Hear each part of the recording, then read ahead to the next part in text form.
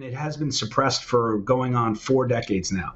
And that discord that I told you between the claims and the absence of literature, that was what it turned out. Why that discord was there is because of globally coordinated suppression on research and publication into chlorine dioxide. Here's what I think about chlorine dioxide. First of all, it's an absolute necessity for every cupboard.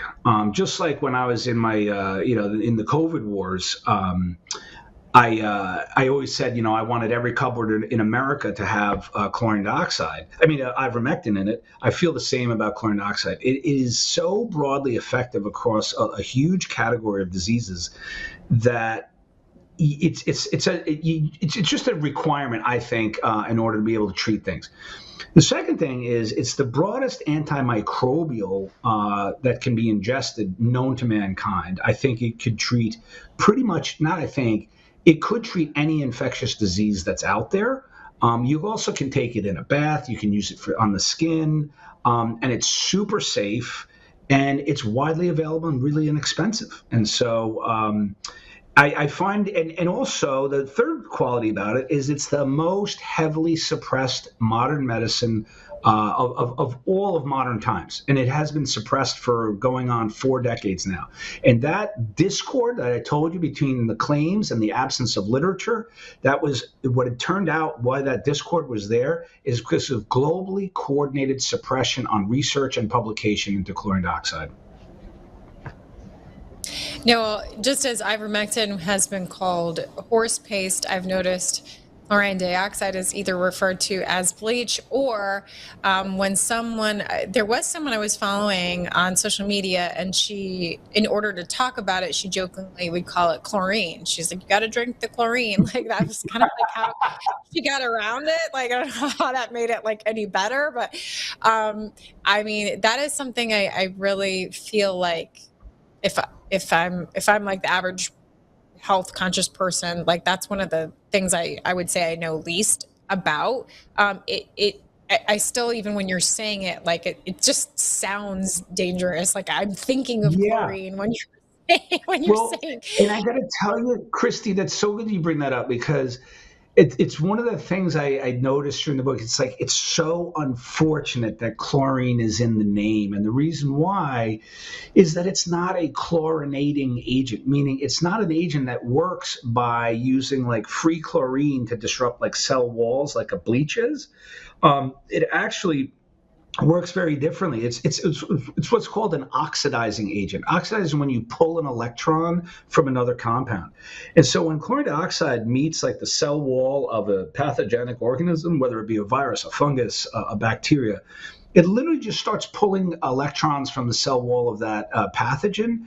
And it's almost like pulling a thread on a sweater. Like literally the cell walls disintegrate, and it just obliterates these organisms across all classes of pathogens.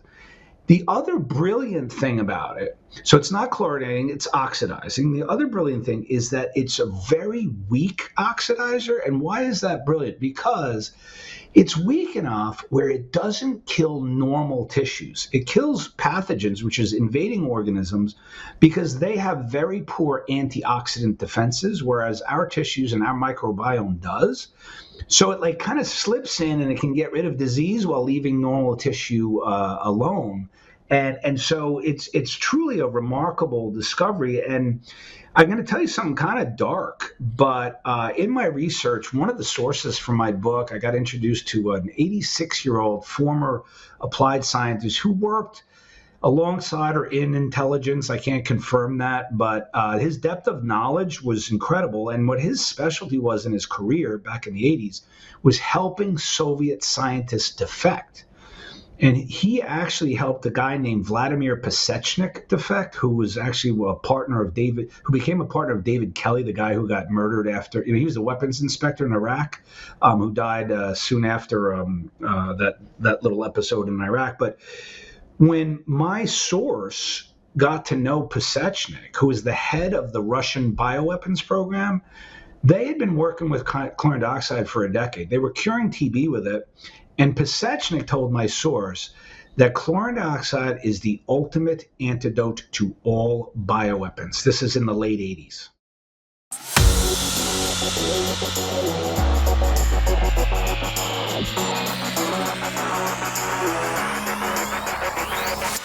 The global financial reset is underway and happening now.